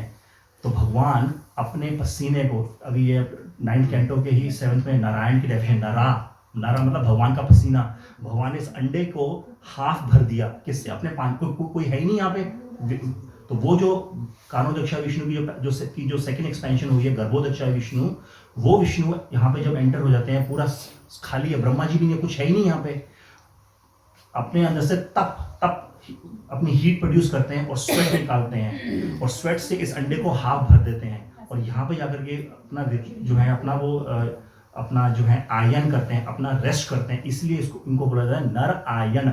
नरा मतलब पसीना से भरा हुआ पानी, और आयन मतलब स्लीप। वो व्यक्ति, वो पुरुष, भगवान है वो तो कह रहे हैं, जो विष्णु है, जो ओशन के ऊपर शयन करते हैं, उनको नारायण बोलते हैं। अब तीसरा जो आपने पॉइंट उठाया, अब इन गर्भोदक्षा विष्णु की नेवल में से एक फ्लावर निकलता है, और वहां पे ब्रह्मा जी की उत्पत्ति होती है। इसी वजह से, हालांकि ब्रह्मा जी भी हम जैसे आपके जैसे जीव हैं, लेकिन वो कोई छोटी मोटी पर्सनालिटी नहीं है। वो उन्होंने पूरी सृष्टि बनाई है, क्योंकि उनके कोई माता पिता नहीं है। हम जो हैं अपने माता पिता के मिलन के थ्रू आए हैं।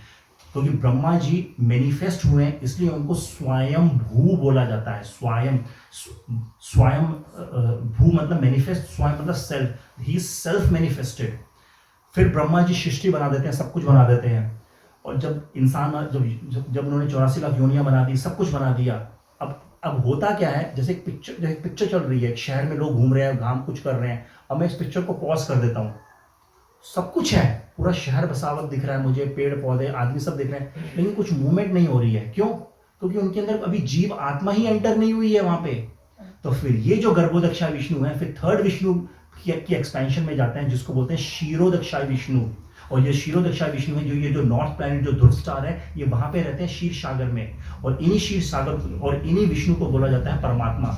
इनके 2 काम होते हैं, ये अणु के अंदर, हर एक एटम के अंदर बोलते हैं, हर एक कण के अंदर भगवान बैठा हुआ है। वो कहाँ कैसे है? भगवान ने क्षीरोदक्षा विष्णु के अंदर, जिसको हम परमात्मा बोलते हैं, उस फॉर्म में बैठे हुए हैं। और तीसरा, हम सब के अंदर जो आत्मा के साथ जो बैठे हुए हैं, वहां पे भी बैठे हुए हैं। तो वो क्षीरोदक्षा विष्णु है। Thank you. तो एनीवेज, हम टॉपिक उठा रहे थे यहाँ पे, ये 3 हमारी तरह की बॉडी होती हैं। अब प्रॉब्लम क्या हुई है हमारे साथ, कि जो ये हमारी आत्मा है, ये 8 तरह की दीवारों में हम कैद होकर के हमें बैठ गए हैं यहाँ पे। तो ये जैसे अभी पीछे हमने डिसाइड भी किया, अभी डिस्कस भी किया था, ये ईदर एयर, फायर, वाटर, इन सब चीज़ों के ये जो है शरीर बने हुए हैं हमारे। अब वो अभी होता क्या है, वो प्रभु आए आज, जो लॉयड प्रभु, जो राधा स्वामी प्रभु, आज ही इज नॉट हियर ना। राधा स्वामी जी का जो लेक्चर बहुत अच्छा बताया उन्होंने, मैंने उनका लेक्चर काफ़ी सारे सुने हुए हैं, उसमें एक्चुअली उन्होंने ये बहुत क्लियरली समझाया है, हालांकि श्रीमद् भागवतम के अंदर क्लियर है ये। देखिए जो बर्ड्स होते हैं ना, जो बर्ड्स होते हैं उनके अंदर जो एयर तत्व होता है वो ज़्यादा होता है, इस वजह से ऐसा नहीं, पूरी सृष्टि ही पंच महाभूतों से बनी हुई है, लेकिन हर एक योनि के अंदर ये जो तत्व हैं ये अलग अलग वेरिएशन के अंदर हैं, किसी के अंदर कोई तत्व ज़्यादा है, किसी के अंदर कोई तत्व कम है। तो जैसे जो हवा में उड़ने वाले पंछी होते हैं उनके अंदर जो एयर तत्व होता है वो बहुत ज़्यादा होता है, इस वजह से वो फ्लाई कर लेते हैं। हमारे अंदर, इंसानों के अंदर जो अर्थ तत्व है वो सबसे ज़्यादा है, इस वजह से वी लिव हियर। सिमिलरली जो पानी के अंदर रहते हैं उनके अंदर पानी का तत्व ज़्यादा है। आग के अंदर ये समझना बहुत मुश्किल है, जैसे कि मैंने आपको ये बताया भी था, भगवद गीता के 4थे चैप्टर के पहले वर्ष में बोल रहे हैं, एवं परंपरा प्राप्तम एवं राजर्षो विदु सकालेना महतो योगो नष्टा परंतपा। बेसिकली भगवान ने क्या बोला था इस वर्ष में कि सृष्टि के आरंभ में तो ब्रह्मा जी थे, basically Srishti in the beginning, भगवान वर्ड यूज करें इन द बिगनिंग, जब सृष्टि जब बननी शुरू हो चुकी है, अभी उसकी एक्सपेंशन हो रही है, उस टाइम पे ये जो मैंने जो ज्ञान था ये सूर्य देव को दिया था। तो सूर्य एक देखने को तो लगता है ये आग का गोला है, साइंस हम तो कोई मॉडर्न, मैं तो अपनी बात बोल सकता हूँ, जैसे हम बोलते हैं सो कॉल्ड एजुकेटेड पर्सन, और हमारी जो फिलॉसफी है वो मॉडर्न साइंस के ऊपर बैठी हुई है, बट एनीवेज कुछ भी हम समझ रहे हैं तो उनको बोला जाता है कि सन एक आग है, यहाँ पे कुछ होता ही नहीं है, but anyways these are planets, यहाँ पे जीवात्माएं रहती हैं, और सन प्लैनेट, बल्कि सभी देवताओं में से सबसे हाईएस्ट जो पोजीशन है वो सूर्य देव की है। तो इस समय जो सूर्य देवता हैं, जैसे प्राइम मिनिस्टर एक पोजीशन है, एंथनी अल्बनीज उस पोजीशन के ऊपर बैठे हुए हैं, सूर्य प्लैनेट के ऊपर इस समय जो सूर्य देवता हैं उनका नाम है विवस्वान, और उनके जो पुत्र हुए थे वो थे विवस्वता मनु, और विवस्वता मनु के पुत्र हुए इक्ष्वाकु, जिसमें श्री राम जो सन डायनेस्टी जिसमें श्री राम जी भी अपीयर हुए थे। तो एनीवेज, तो क्योंकि जो वहाँ पे जो सन प्लैनेट्स पे रहते हैं, क्योंकि वहाँ पे आग ही आग है चारों तरफ, जैसे पानी में रहने वाले जीवों भी तो पानी में रह रहे हैं, तो इसका मतलब कुछ तो ऐसा डिफरेंट है। सिमिलरली उन प्लैनेट्स के ऊपर भी लोग रहते हैं, क्योंकि उनके अंदर जो आग वाला जो तत्व है वो बहुत ज़्यादा है। बट एनीवेज, तो भगवान ये सब चीज़ें समझा रहे हैं अर्जुन को कि कमिंग टू द पॉइंट कि तेरे साथ हो क्या रहा है, तू अपने आप को क्या समझ रहा है, तू अपने आप को बॉडी समझ रहा है अभी। But let's try to understand this points. अच्छा, एक चीज़ और भी है, क्योंकि we are studying Bhagavata Purana, तो मैं आपको थोड़ा एक चीज़ और बताता हूँ मैं। देखिए, हम कहते तो हैं कई बार कि ये मेरा है, चल मैं ये भगवान को दे देता हूँ। रियलिटी ये है कि हमारा कुछ है ही नहीं। सेकंड कैंटो में आपने देख लिया होगा, लिटरली आई वॉज लाफिंग जब चैप्टर 9 जब ब्रह्मा जी बता रहे हैं नारद को सृष्टि कैसे बनाई, मुझे ऐसा लग रहा था जैसे लेगो गेम होती है। लेगो आप समझते हैं, लेगो जो छोटे छोटे पीसेस होते हैं। लिटरली क्या होता है, भगवान इंद्रियां बना देते हैं, और उस इंद्रियों, उसको बोलते हैं आदि भौतिक इंद्रियां बना देते हैं, और एक इंद्रियों का एक प्रिजाइडिंग डेटी बोल देते हैं जिसको आदि आत्मिक। एनीवे सिंपल रखते हैं, तो काफी कॉम्प्लेक्स हो जाएगा। एक लेगो गेम है, लेगो गेम में बहुत सारी तरह की नाक हैं, बहुत तरह की हाथ हैं, एक हाथ है, किसी का सर है, किसी का दिल है। तो लिटरली ये सर्गा होती है प्राइमरी क्रिएशन, और ब्रह्मा जी जो बनाते हैं उसको विसर्गा बोलते हैं। सर्गा विसर्गा, तीसरा स्थानम पोषणम मुक्ति निरोधा। एनीवेज, तो ब्रह्मा जी जब भगवान ये सब दे देते हैं तो literally he does this thing, वो ही यूजेस इंटेलिजेंस। किसी का हाथ उठाया, यहाँ से ये उठाया, फिर एक ये जीव बना दिया। चलिए इसको मैं जो है इंसान बोल देता हूँ। यहाँ से किसी की नाक उठाई, किसी की ये कर दिया, इसको मैं औरत बोल देता हूँ, इसको मैं बाज बोल देता हूँ, इसको मैं शेर बोल देता हूँ। Literally he makes body like this. So the point is, हम जब बोलते हैं कि मैं ये भगवान को दे देता हूँ, देखिए हम भगवान को वही चीज़ दे सकते हैं जो हमारी हो, जो चीज़ हमारी है ही नहीं। गंगा, अभी क्या एग्जाम्पल आता है, भगवान इसमें क्या बोल रहे हैं जैसे हरिद्वार में जाते हैं, गंगा में जाते हैं, पानी में जाते हैं, डुबकी लगाते हैं, थोड़ा सा पानी उठाया और चुल्लू करके उनको भगवान सूर्य को दे दिया। मैं गंगा का पानी आपने उठाया और गंगा में डाल दिया, तो लाइक वो आपका पानी तो नहीं था ना आपका। Like I mean just try to understand कि हमारा है ही क्या। तो बेसिकली यहाँ पे भगवान यहाँ पे क्या बोल रहे हैं, बहुत अच्छा पॉइंट है यहाँ पे। क्यों मैंने उठाया, क्योंकि हमने यहाँ पे टाइप ऑफ बॉडी को उठा लिया है। हमारे शरीर में ना हमारा आँख ना हमारी आत्मा, कुछ भी हमारा नहीं है। इवन आत्मा भी वहीं से आई है। जो चीज़ हमारी जो चीज़ हमारी है ना, हम उसी चीज़ को ऑफर कर सकते हैं। इसके ऊपर मैं डिस्कस नहीं करूँगा डिटेल में, लेकिन इसका आंसर बताता हूँ, बहुत इंपॉर्टेंट है। इनमें से जो एक चीज़ है जो सिर्फ हमारी ही है और किसी की नहीं है, कोई ऐसे कोई कंटेम्पलेट करेगा ऐसी क्या चीज़ है जो सिर्फ हमारी है, वो चीज़ हम भगवान को दे सकते हैं। Exactly, spot on. अहंकार, ये अहंकार ही हमारा है। अहंकार क्यों, कौन सा अहंकार? अहम ममेति, मैं भगवान हूं, ये मेरा है। इधर एयर फायर, ये सब तो भगवान ने बना दिए। इंटेलिजेंस में क्या बोल रहे हैं भगवान यहाँ पे 15 चैप्टर के 15 वर्स में, अहम सर्वस्य चाहम हृदय सन्निविष्टो, मैं सभी के हृदय में वास करता हूं। मत्ता, मत्ता मतलब मुझसे क्या आता है? मत्ता ज्ञानम, सॉरी स्मृति ज्ञानम अपोहनम चा। स्मृति मतलब रिमेम्बरेंस, ज्ञानम मतलब नॉलेज और इंटेलिजेंस, और अपोहनम मतलब फॉरगेटफुलनेस, भूलने की शक्ति भी भगवान से आ रही है। तो इंटेलिजेंस भी भगवान से आ रही है, बुद्धि भी भगवान से आ रही है। लेकिन भगवान ये नहीं कह रहे कि फॉल्स ईगो, अहंकार मेरे से आ रहा है। अहंकार मेरे से नहीं आ रहा, ये अहंकार तेरा है। तो यही चीज हम भगवान को दे सकते हैं, और यही एंड द बहुत मुश्किल है ये करना, ये बहुत हाई फिलॉसफीज हैं। बट अगर हमने अहंकार दे दिया, फिर हम भगवान के हैं, फिर कोई प्रॉब्लम नहीं है।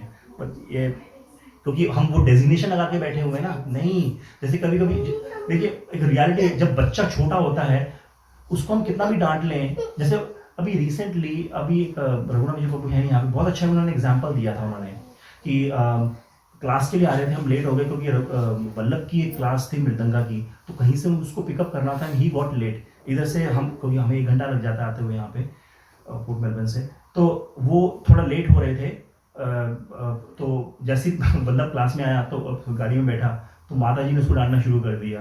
But anyways prabhu didn't say anything, and next day actually I think mata ji was in the kitchen and then she was about to skid in the kitchen, and then Vallabh एकदम से भागता हुआ गया, मम्मी आप ठीक हो, सब कुछ ठीक है। तो prabhu actually was contemplating, I think उन्होंने ये स्टोरी शेयर भी की थी। अगर हमारी ईगो इतनी, हमारी फॉल्स अहंकार इतना बड़ा है कि अगर हमें अगर कोई वर्ड गलत भी बोल देता ना, उस सीधा के दिल में लग जाते हैं, और बस हम उसी को लेके बैठ पाते हैं, उसने मुझे ना ऐसे बोला था।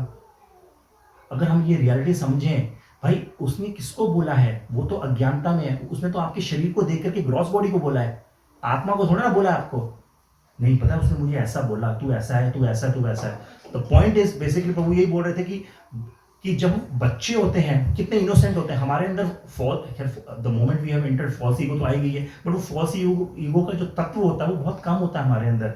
तो बच्चे को हालांकि पूरा डांटा गया, लेकिन जब मोमेंट आया, जब अफेक्शन दिखाने का, तो without even discrimination he was the first person. But अगर हमें कोई बोल दे, अगर हमारी बीवी या किसी बच्चों से अगर हमारी बहस हो जाती है, तो हम मुंह से जाकर बैठ जाते हैं।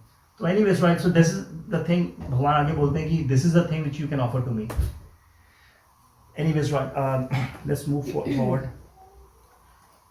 And then most of us we think that we have different body designation, ये हम डिस्कस कर चुके हैं। मैं मेल हूँ, फीमेल हूँ, यंग हूँ, ओल्ड हूँ। मैं बर्थलैंड मतलब मैं अमेरिका में पैदा हूँ, ऑस्ट्रेलिया में पैदा हूँ, तो मैं अपने आप को उसके साथ एसोसिएट करना शुरू कर देता हूँ। मैं ऑक्यूपेशन, मैं डॉक्टर हूँ, मैं प्रोजेक्ट मैनेजर हूँ, मैं ये हूँ, मैं बिजनेसमैन हूँ, और कुछ नहीं। मेरा बिलीफ सिस्टम, मैं वहाँ पे जाता हूँ, मैं उस गुरु जी के पास जाता हूँ, उस mata ji, with due respect, we are not actually criticizing anyone, but the point is identifying yourself with some system.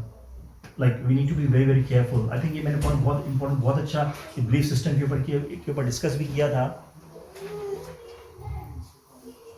When a lie is spoken loud enough and long enough, then that lie becomes a so-called truth. And when that so-called truth is actually spoken by a small group of people, it actually becomes a culture. And when this culture is passed on from generation to generation to generation to generation, and then it becomes a tradition or a belief system.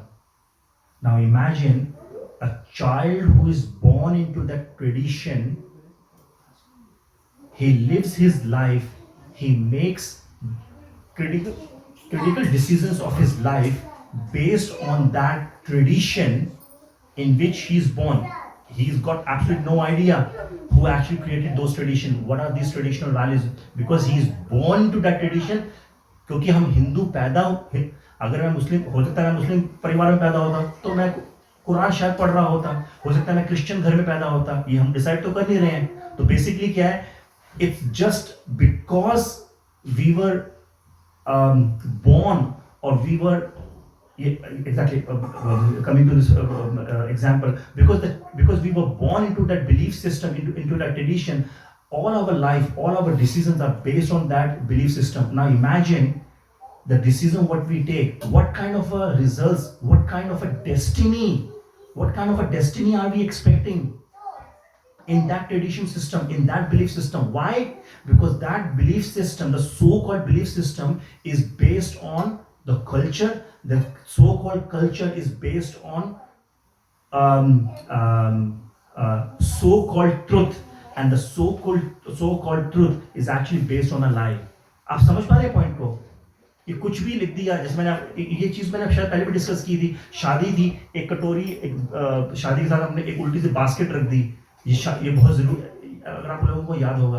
अपनी अपनी हमने concoction, अपनी अपनी philosophies हमने बना रखी हैं. However, the point is all those may change. हो सकता है मैं अगले जन्म के अंदर किसी मुस्लिम फैमिली में पैदा हो जाऊं, हो सकता है अफ्रीकन फैमिली के अंदर पैदा हो जाऊं. Then I will have a different occupation, different belief systems. तो एक्चुअली मैं हूं कौन? तो देखिए, क्योंकि मैं अपनी ही बात बोल सकता हूं, क्योंकि मैं अपने आप को बोलता हूं, मैं पढ़ा लिखा हूं और हमें साइंस पढ़ाई गई है. तो 20th सेंचुरी में एक रिसर्च हुई थी साइंटिस्ट ने, और उन्होंने क्या किया, अभी जैसे हमारे इलोन मस्क हैं, उन्होंने एक्चुअली एक अप्रूवल तो ले लिया यूएस से मैनेजमेंट से, और उन्होंने क्या किया, वो चिप भी दिमाग इंसान के ब्रेन में फिट भी कर दी वो. But I think something has happened और it has been a failure. Person I think वो डाइड एज वेल. तो उस प्रोजेक्ट को उनको रोकना पड़ा. बट एनीवेज वो सोच रहे हैं कि हम ये शरीर ही, हम ये जो बॉडी है, हम इसको हम लैब में भी बना देंगे, इसको क्लोनिंग कर देंगे. तो 20th सेंचुरी में एक नशा चढ़ा था साइंटिस्ट को कि हम ह्यूमन क्लोनिंग करेंगे यहाँ पे. तो उन्होंने क्या किया, बॉडी के पार्ट्स को, डिफरेंट बॉडी पार्ट्स को उन्होंने स्टडी करना शुरू किया. और जब उन्होंने स्टडी किया, देन दे फाउंड आउट कि जो बॉडी है, इसके अंदर कुछ केमिकल्स हैं. ये बॉडी उन साइंटिस्ट है ना, तो अपने पर्सपेक्टिव से सोचेंगे, केमिकल्स में डील करते हैं, कहते हैं ये बॉडी तो केमिकल की बनी हुई है. कैल्शियम है इसके अंदर, आयरन है, फॉस्फोरस है, वाटर कंटेंट है और दूसरे सब्सटेंसेस हैं. और फिर क्या किया, उन्होंने बोला कि अगर ये इन anyways, if the point is, अगर ये इन केमिकल से बना हुआ है, and then they try to find out कि कितने केमिकल्स चाहिए होंगे. जब उन्होंने उस केमिकल्स की, जब उन्होंने बॉडी में जब स्टडी की, तो एक्चुअली उस केमिकल्स की जो वैल्यू आई वो $20 की थी. Does that really make sense? Somebody who has studied so hard, ये साइंटिस्ट जो भी हैं उस पोजीशन में जाने के लिए, you must have done a PhD, you must have done a lot of studies. देखिए, we are not criticizing anything, but the thing is trying to understand the things in the right context and in the right knowledge, in the right perspective is very, very important. People are doing research, scientists are doing research. What are we researching for? Research मतलब जो खो गया है उसी को दोबारा ढूंढ रहे हैं. अरे everything is there, everything there is in the Shastras. आपकी साइंस इसके ऊपर बेस्ड है कि एक बिग बैंग हुआ, एक धमाका हुआ, और बस धमाके में आग लगी, फिर कूल डाउन हुआ, और वहीं से एक मॉलिक्यूल एटम पैदा हुआ, और वहीं से फिर हमारी बॉडी होने लगी, बॉडीज इवॉल्व होती चली गई. और फिर क्या बोलते हैं, हमारे जो फोर फादर्स थे वो मंकीज थे. kind of a nonsense is that. But anyway, so the point I'm trying to make is अगर आपने ये पढ़ने के बाद अगर आपने ये भी सोच लिया है कि हमारी बॉडी केमिकल से बनी हुई है और कितने केमिकल्स एक बॉडी के अंदर होते हैं, तो उसकी वैल्यू, उन केमिकल्स की वैल्यू $20 है। अगर ये केमिकल सामने रख दिए जाएं, can you make that human body? So point is, okay now going further, ये सब भगवान बोल रहे हैं, उसको हम इसको प्रेजेंटेशन कॉन्टेक्स्ट के अंदर डाल रहे हैं। No, anyways right, we are the so what does that mean? अगर ये केमिकल, अगर हमारी बॉडी केमिकल से बनती होती तो हम $20 की वर्थ तो है नहीं, और हम लैब में बना भी नहीं पा रहे हैं। तो इसका मतलब क्या है कि हम इस केमिकल की फॉर्म, जो फॉर्मेशन है, जो साइंटिस्ट की डेफिनेशन है, हम बॉडी नहीं है। that we, if we are not this body, then what are we? Then comes to the point actually भगवान यहाँ पर बोलते हैं we are spirit souls. अभी I would have expected some Sameer, can you just come for a sec very quickly? Yeah, come here. We'll do just a very quick activity here. I'll ask you to do something, and you have to be very reactive. Okay? Okay. Can you touch your stomach? Okay. Now you face everyone there. Ah. Okay. Can you touch your nose? Can you touch your hair? Can you touch your leg? Now can you touch your hand? And after this, can you touch yourself? Where is self? My body, anywhere in my body. But you said, I said touch yourself, because when I said touch your hand, are you hand, or hand is yours, or hand is a part of It's something, part of is part of you. me. Yeah. That, okay, so that means you are not hand, you are not hair, you are not legs. Mm. And when I asked, okay, and then when I went deep dive, actually touch yourself, Yeah. and then why did you touch here? I don't know. It's just. Is because the soul, the Lord sits within the heart. Thank you. Very Yeah. natural reaction. You can sit down. Very good. So the point I want to make up this is basically, if we are not this body, unknowingly you ask from anyone who, अगर किसी atheist जो भगवान में विश्वास भी नहीं करता, अपने आप को टच कर, वो यहाँ पे टच करता है, यहाँ पे कभी कभी जैसे हमारे हाथ, जैसे हम अभी जैसे इंडियन कल्चर या हिंदू कल्चर में तो ऐसा होता है कि नमस्ते, या कुछ कभी कभी जैसा ऑफिस में हो, जैसे कुछ हमारे डिवोटी हैं, तो अभी सबके सामने तो दंडोत प्रणाम ऐसे नहीं बोल सकते, तो कभी कभी हम ऐसे भी कर देते हैं मंदिर में। What does it mean? What are we referring to? Who is that self? इसका मतलब इस शरीर के परे भी कुछ है, हालांकि हम जवाब पहले ऑलरेडी बता चुके हैं। That means we are spirit souls. Same exercise जो हमने सभी के साथ किया, touch my nose, touch my ears, but I think I been able to make up a point कि who am I, basically the spirit soul, owner, intuition. I think will finish this class here, क्योंकि काफ़ी ज़्यादा philosophical जा रहा है। इसके बाद जो नेक्स्ट टॉपिक्स है वो और डीप डाइव है, and I don't really want to start a next topic. But anyways, before the children come, does anybody have any question or any concerns? किसी का कोई सवाल आज की क्लास को लेकर के या कोई और को लेकर के? यस, मुझे आप बताएं।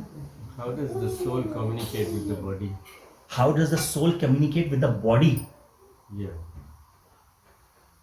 You know, it's a very, I know, I didn't want to confuse people, but there is a kind of, you know, soul does still, I mean, there is a connection between the soul and the body, and that connection is what we need to sort of deep dive in some cases. I don't know. इस class के scope से थोड़ा बाहर है, लेकिन आपने सवाल जो बहुत अच्छा क्वेश्चन पूछा है। ये सवाल आपने क्यों पूछा है? Yeah. कैंटो 9 में ब्रह्मा जी ने 4 क्वेश्चन पूछे हैं, जिसके ऊपर 4 क्वेश्चन पूछे, एक्चुअली 3 क्वेश्चन पूछे, चौथे में प्रेयर्स कर रहे हैं। पहला क्वेश्चन ही ब्रह्मा ऐसे क्वेश्चन पूछे हैं जिसके लिए भगवान ने चतुश्लोकी भागवतम बोली। पहला सवाल ही ये बोला था कि भगवान आप तो स्पिरिचुअल हो, तो ये मटेरियल फॉर्म कहाँ से आई? स्पिरिचुअल और मटेरियल फॉर्म में डिफरेंस क्या है? तो भगवान इस आपके सवाल का जवाब उसमें बोल रहे हैं कि देखिए, आत्मा इस तत्वों से अलग है और ये शरीर है, तो इसका मतलब जब शरीर तो ये जैसे तेल और पानी आपस में मिक्स नहीं हो सकता, तो आत्मा अगर शरीर के अंदर है तो, और वो मिक्स भी नहीं हो रही है, तो इसका मतलब जब शरीर हिलता है तो आत्मा को वहीं रहना चाहिए, शरीर अलग हो जाना चाहिए, क्योंकि आपस में दोनों इनकम्पैटिबल है। हम आगे पढ़ेंगे। सवाल आपने बहुत अच्छा पूछा है। तो भगवान, मैं अपनी कॉम्पोजिशन लगाने की जगह जो भगवान खुद ब्रह्मा जी, वो चैप्टर इतना सुंदर है कि जो भगवान और ब्रह्मा जी के बीच में कन्वर्सेशन हो रही है। तो बेसिकली आपने याद ही होगा उसमें बेसिकली क्या बोल रहे हैं, everything is illusion is because of my Maya. But anyways detail में ना जाकर के सवाल आपने बहुत अच्छा पूछा है। एक ये लेयर है, एक लेयर ए है और एक लेयर बी है। कुछ भी ले सकता है, लकड़ी है या जो भी है भाई। अगर आपने एक लेयर के ऊपर दूसरा लेयर लगाया हुआ है और आपने कुछ बीच में कोई टच भी नहीं कर रहे, तो कोई ना कोई बेसिस तो होगा इनके बीच का। तो दैट परमात्मा is a source of communication. The परमात्मा, द स्पिरिट सोल, लॉर्ड जो है, तो हमारे शरीर के अंदर एक आत्मा है और एक परमात्मा है। ये आगे हम आगे करेंगे। तो the communication between a body and the atma is through that soul paramatma. That is in simple language. Any other question? Thank you very much. Granthraj Shrimad Bhagavatam की जय, कृष्ण अर्जुन संवाद की जय, गौर प्रेमानंदी हरि हरि बोल।